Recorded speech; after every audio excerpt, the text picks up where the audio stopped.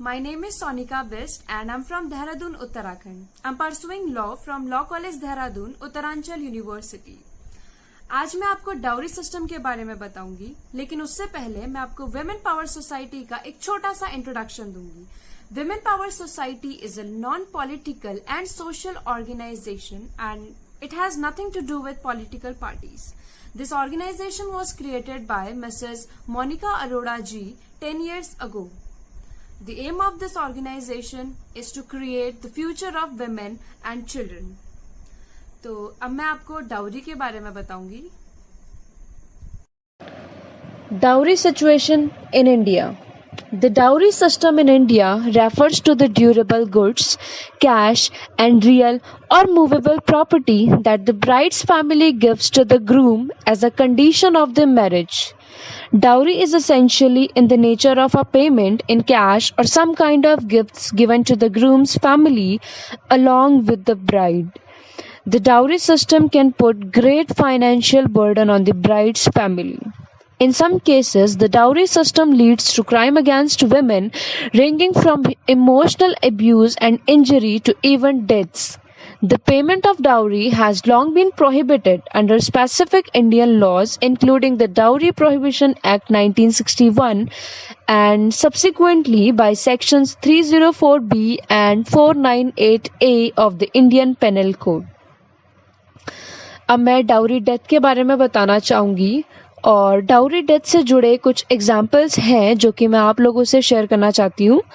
तो dowry deaths are deaths of married women who are murdered or driven to suicide by continuous harassment and torture by their husband and in laws over a dispute about their dowry, making the women's homes the most dangerous place for them to B.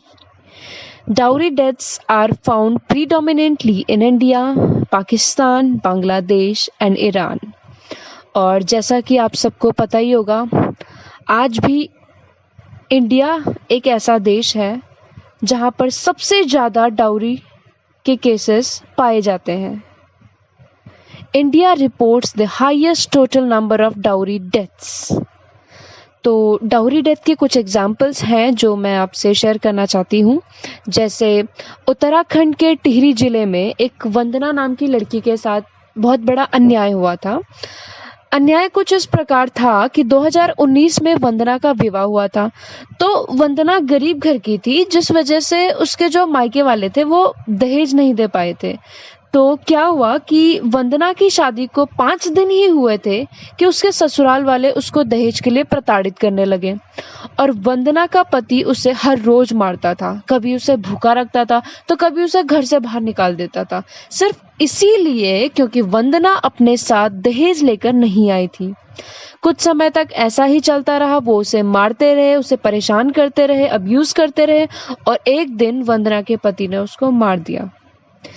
ऐसा ही एक case जो कि टिहरी गढ़वाल में ही हुआ था. जो लड़की थी वो अपने साथ दहेज लेकर नहीं आई थी, तो इसकी वजह से उसके पति ने उसे जिंदा जला दिया था.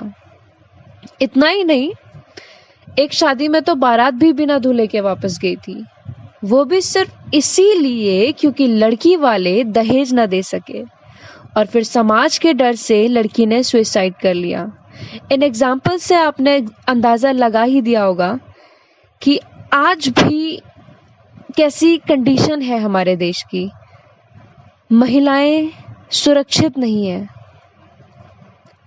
कुछ महिलाएं मार दी जाती हैं तो कुछ समाज के डर से अपनी ही हत्या कर बैठती हैं. अगर ऐसा ही चलता रहा तो हमारा देश हमेशा पीछे ही रहेगा. तो कुछ सॉल्यूशंस हैं जो कि मैं बताना चाहूँगी.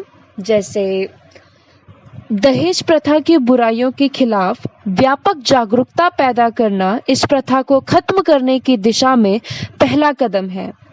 अभियान समाज के गहरे तबके तक पहुंचने और दहेज के खिलाफ कानूनी प्रावधानों के बारे में ज्ञान फैलाने के उद्देश्य से तैयार किए जाने चाहिए. बालिकाओं को शिक्षित करने की आवश्यकता को भी बढ़ावा देने की आवश्यकता है. जीवन में केवल अपना व्यवसाय खोजने के लिए शिक्षा की आवश्यकता नहीं है.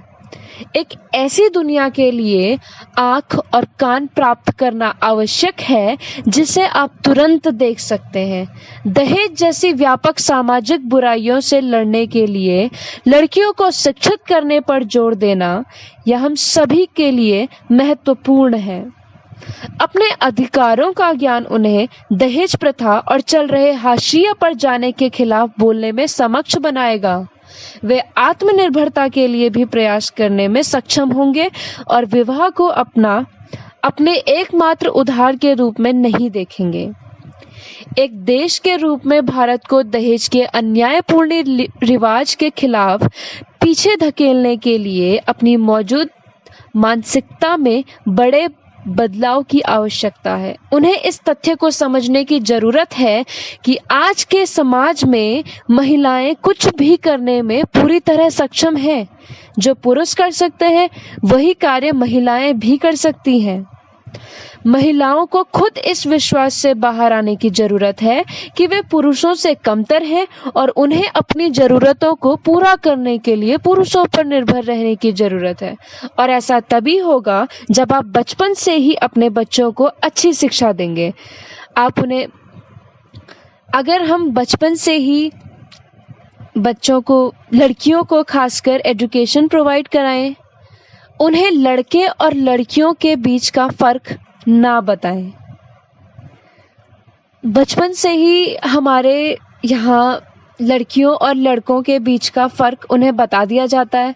तुम लड़की हो, तुम ये नहीं कर सकती हो, तुम लड़की हो, तुम ऐसे नहीं बैठ सकती हो, तुम लड़की हो तो तुम बाहर मत जाओ, तुम लड़की हो तो तुम ऐसा मत करो। तो ये जो फर्क है, हमें सबसे पहले इसी फर्क को खत्म करना होगा। लड़कियों को ये विश्वास दिलाना होगा कि हाँ, तुम भी कुछ कर सकती हो। जो काम पुरुष कर सकते हैं वही काम महिलाएं भी कर सकती हैं।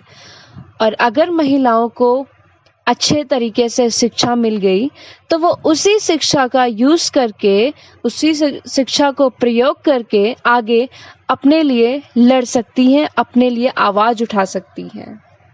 दहेज प्रथा को खत्म करना हमारे और हमारे देश के लिए बहुत बहुत ज़रूरी है। धन्यवाद।